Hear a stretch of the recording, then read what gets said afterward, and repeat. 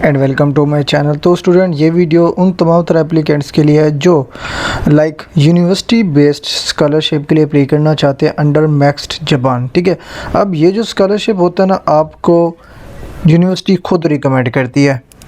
अब इसका मतलब यह है कि आपको एम्बेसी ट्रैक के थ्रू अप्लाई नहीं करनी पड़ती, आप डायरेक्ट यूनिवर्सिटी को अप्रोच कर सकते हैं, यूनिवर्सिटी के थ्रू जो है ना अप्लाई कर सकते हैं।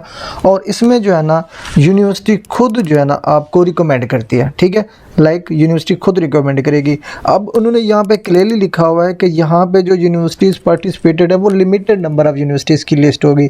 लाजिमी नहीं कि जापान की कोई भी यूनिवर्सिटी हो आपने उठा के उसमें अप्लाई कर देना है या फैकल्टी मेंबर को अप्रोच कर देना है तो आपको स्कॉलरशिप मिल जाएगा, तो ऐसा नहीं। तो उन्होंने एक लिमिट रखी हुई है जो कि इस अंडर मैक्स्ड स्कॉलरशिप जो यूनिवर्सिटीज़ पार्टिसिपेटेड है, ठीक है, उसकी लिस्ट भी मैं आपको बताऊंगा कि कौन कौन सी यूनिवर्सिटीज़ लिस्टेड है। ठीक है, अब यहाँ पे अगर आप यूनिवर्सिटी ट्रैक में अप्लाई करना चाहते हो, इसमें जो आपकी क्लासेस होती है सितंबर अक्टूबर एनुअली, या आपकी डिले अगर हो जाए तो मार्च या अप्रैल में होती है। ठीक है, ये एनुअली बेस पे इनके स्कॉलरशिप भी ओपन होते हैं और एनुअली बेस पे आपकी क्लासेस भी स्टार्ट होती हैं। ठीक है, अब अगर यूनिवर्सिटी ट्रैक के लिए अप्लाई करना चाहते हो, ठीक है, मास्टर करना चाहते हो, पीएचडी करना चाहते हो, तो रिसर्च बेस्ड डिग्री करना चाहते हो, तो one of the most initial process जो है ना वो ये है कि आपको प्रोफेसर को अप्रोच करना पड़ता है और वहाँ से आपको एक्सेप्टेंस सिक्योर करनी पड़ती है। वो किस तरह से सिक्योर करोगे? आपके पास कोई भी ब्राउज़र है, ठीक है, उसको कर लेना जी आपने ओपन किया, वहाँ पे आपने लिखना है लिस्ट ऑफ जापान। ये यूनिवर्सिटीज़ देख सकते हैं, इस पर मैंने करना है क्लिक करने के बाद थोड़ा सा नीचे स्क्रॉल करेंगे तो यहाँ पे आपको लिस्ट मिल जाएगी कि कौन कौन सी यूनिवर्सिटीज़ इसमें पार्टिसिपेटेड है। ठीक है, वो किस तरह से फाइंड आउट करेंगे, आपने वो इंटर किया। अब यहाँ पे देखिए जी एक पोस्ट है जो कि फेसबुक पे की गई है, जो कि अप्रॉक्सीमेट 9 मंथ पहले है, इन 2026 जो स्कॉलरशिप के अंडर पार्टिसिपेटेड यूनिवर्सिटीज़ है जापान की, उनकी डिटेल आपको यहाँ पे भेज जाती है। जैसे आप उस पर क्लिक करेंगे तो किस तरह से इसकी वेबसाइट ओपन हो जाएगी। ठीक है, वेबसाइट, अब ये लिस्ट है यूनिवर्सिटीज़ की, आप अपनी चॉइस के मुताबिक जिस भी यूनिवर्सिटी में अप्लाई करना चाहते हैं आप यहाँ से सिलेक्ट कर सकते हैं। ठीक है, ये यूनिवर्सिटीज़ की लिस्ट है। ठीक है, आप इसको अप्रोच कर सकते हैं, यहाँ से जेपीजी डाउनलोड भी कर सकते हैं। अब इसके बाद क्या है, अगर आपने अप्लाई करना स्टार्ट करना है तो फॉर एग्ज़ाम्पल अब मेरा फॉर एग्ज़ाम्पल जी डिपार्टमेंट है एग्रीकल्चर, तो मैं यहाँ पर क्या लिखूँगा, university of Tokyo faculty list.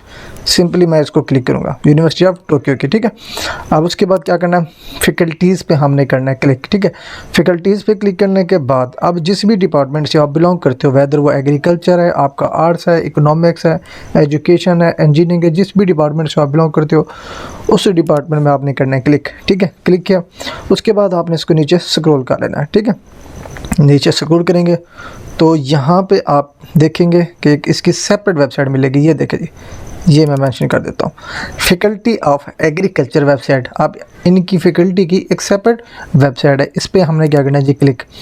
अब इस पर क्लिक करेंगे तो यहाँ पे हमें फैकल्टीज़ की डिटेल मिल जाएगी, जो प्रोफेसर्स यहाँ पे लिस्टेड होंगे।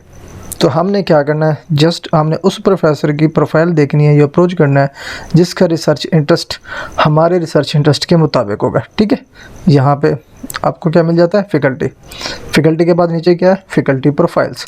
हमने फैकल्टी प्रोफाइल्स पे क्लिक करना है क्योंकि हम प्रोफेसर को आउटरीच करेंगे फॉर एक्सेप्टेंस और रिकमेंडेशन और फॉर सुपरविजन। ठीक है, जो मैंडेटरी इनिशियल स्टेप होता है वो रिकमेंडेशन ही होती है प्रोफेसर की। अब यहाँ पे आप कीवर्ड भी इंटर कर सकते हैं। ठीक है, आप अपना रिसर्च टॉपिक भी यहाँ पे लिख के प्रोफेसर फाइंड आउट कर सकते हैं।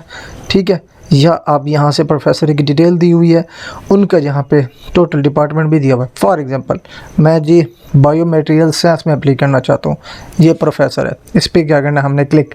ठीक है, ये क्लिक किया तो इस प्रोफेसर की प्रोफाइल ओपन हो जाएगी। ठीक है, अब जैसे इसकी प्रोफाइल ओपन होगी ना, इसका रिसर्च इंटरेस्ट, इसकी प्रोफाइल कम्प्लीटली आपकी स्क्रीन के सामने ओपन हो जाती है। अब यहाँ पे देखिए जी इसकी लेबॉर्ट्री कौन सी है, इसका डिपार्टमेंट कौन सा है, ये इसका टाइटल क्या है, ये प्रोफेसर है। रिसर्च में आप देखना चाहते हो तो इस पर क्लिक करते हैं। ठीक है, उसके नीचे यहाँ पर इसका रिसर्च बैकग्राउंड पढ़ेंगे। आपने ऑब्वियसली जिस भी प्रोफेसर को कॉन्टैक्ट करना है, आउटरीच करना है, उसका रिसर्च इंटरेस्ट आपने लाजमी पढ़ना है। ठीक है, और उसके बाद रिसर्च कंटेंट इसका देखें, इसकी पब्लिकेशन देखें। ठीक है, ये सारी चीज़ें आपको इसकी वेबसाइट में मिल जाएंगी। और यहाँ पे कीवर्ड देखें, ठीक है, यहाँ पे global warming each and everything यहाँ पे देख सकते हैं। अब मेनली चीज़ है, हमने अगर इसको कांटेक्ट करना है इस प्रोफेसर को, हमने ईमेल कैसे फाइंड आउट करनी है। अप्रॉक्सीमेट जो प्रोफेसर की मेल्स होती हैं वो यूनिवर्सिटीज़ की वेबसाइट पे मिल जाती है, ठीक है। अब यहाँ पे हमें उसकी ईमेल नहीं मिल रही, तो हमने क्या करना है, इस प्रोफेसर को कॉपी करना है। कॉपी करने के बाद कोई आप रिसर्च गेट यूज़ करें, गूगल स्कॉलर यूज़ करें, कर सकते हैं। यहाँ पे इंटर करेंगे, इंटर करने के बाद इसको ओपन करेंगे, उस प्रोफेसर का नाम इंटर करेंगे, ठीक है। यहाँ पे मैं लिख देता हूँ जी ईमेल फॉर एग्ज़ाम्पल।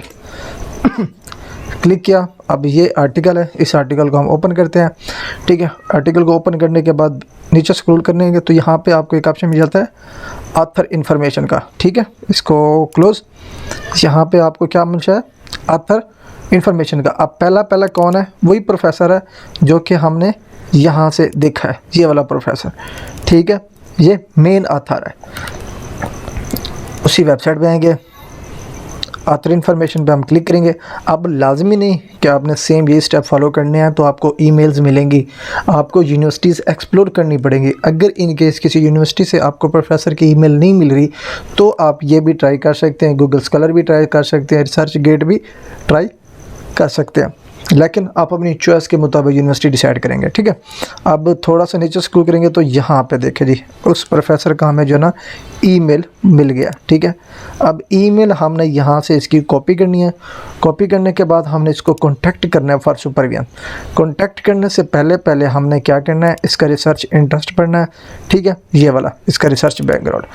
अब हमने अपना रिसर्च इंटरेस्ट और इस प्रोफेसर का रिसर्च इंटरेस्ट पढ़ने के बाद अगर हमें लगता है कि अलाइन कर रहा है, मैच कर रहा है, तो हमने इस प्रोफेसर को अप्रोच करना है फॉर एक्सेप्टेंस और supervision for university track under next scholarship, ठीक है। ये आपको सुपरविजन देगा। फर्दर जो भी स्टेप्स होंगे, यूनिवर्सिटी की फॉर्म फिलिंग होगी, ठीक है, documentation preparation, each and everything, या आपका प्रपोजल, ठीक है, जो आप रिसर्च प्रपोजल बनाएंगे, क्योंकि आपने रिसर्च बेस्ड मास्टर करनी है या पीएचडी करनी है, तो वो बनाएंगे। वो प्रोफेसर के साथ आप डिस्कस करते हैं, आपकी ऑनलाइन मीटिंग होती है, आप फिर प्रपोजल प्रेजेंट करते हो ड्यूरिंग मीटिंग। अगर उसको अच्छा लगता है तो वो आपको सुपरवाइज करने के लिए रेडी होता है और वो रिकमेंड करता है टू यूनिवर्सिटी, यूनिवर्सिटी रिकमेंड करते हैं टू नेक्स्ट, ठीक है। जो भी चीज़, एक चीज़ आपने माइंड में रखनी है, जब आप प्रपोजल बनाओगे विदाउट AIO और इस प्रोफेसर के रिसर्च इंटरेस्ट के मुताबिक हो, ऐसा भी नहीं कि इस प्रोफेसर के आपने आर्टिकल उठाने हैं और उसी आर्टिकल में से जस्ट डाटा कॉपी पेस्ट करके एक अपना प्रपोजल डिज़ाइन करके फिर उसको प्रेजेंट कर देना है। ऐसा बिल्कुल भी नहीं करना। इवन कि आपने रेफरेंस के लिए भी अपना डाटा, प्रोफेसर का डाटा रिसर्च प्रपोजल में ऐड किया एज इट एज, तो आप समझिए जी मैंने प्रोफेसर के आर्टिकल पढ़े हैं तो वो ऐड किया।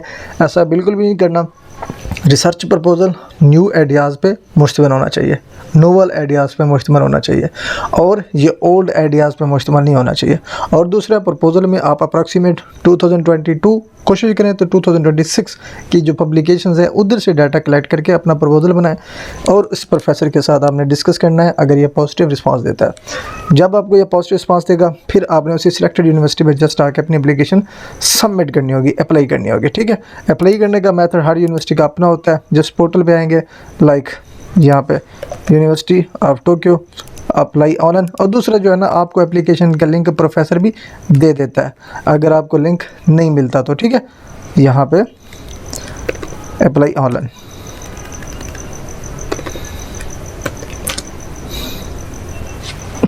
तो यहाँ पे देखिए जी, undergraduate admission, graduate admission, तो यहाँ पे आपको जो भी सेक्शन पे जाना है, जिस भी सेक्शन के लिए आपने अप्लाई करना है, तो यहाँ से आपको टोटली इन्फॉर्मेशन मिल जाती है, ठीक है। यहाँ पे इन्फॉर्मेशन एडमिशन की होगी, तो लाइक यहाँ पे पोर्टल सेपरेटली दिए हुए हैं जिसमें आप अप्लाई कर सकते हैं। और यहाँ पे देखिए जी, फॉर एग्जांपल यहाँ पे देखिए जी, ये फॉर प्रोसीजर नेसेसरी, ये देखिए ये वाला, for procedure necessary when applying for admission via Japan MEXT scholarship please visit the following page. अब वो कहते हैं कि जी अगर आप हमारी यूनिवर्सिटी में अंडर जापान मैक्स स्कॉलरशिप को अप्लाई करना चाहते हैं तो ये डिटेल्स आप लाजमी पढ़ें, ठीक है। इस पर हमने क्लिक करना है, उनका लिंक दिया हुआ है, तो यहाँ पे इसकी सेपरेट इन्फॉर्मेशन ओपन हो जाएगी। यहाँ पे देखिए जी, मास्टर डिग्री होगी, ठीक है, यहाँ पे रिसर्च स्टूडेंट मास्टर डिग्री होगी, प्रोफेशनल डिग्री होगी या PhD की डिग्री होगी, ठीक है।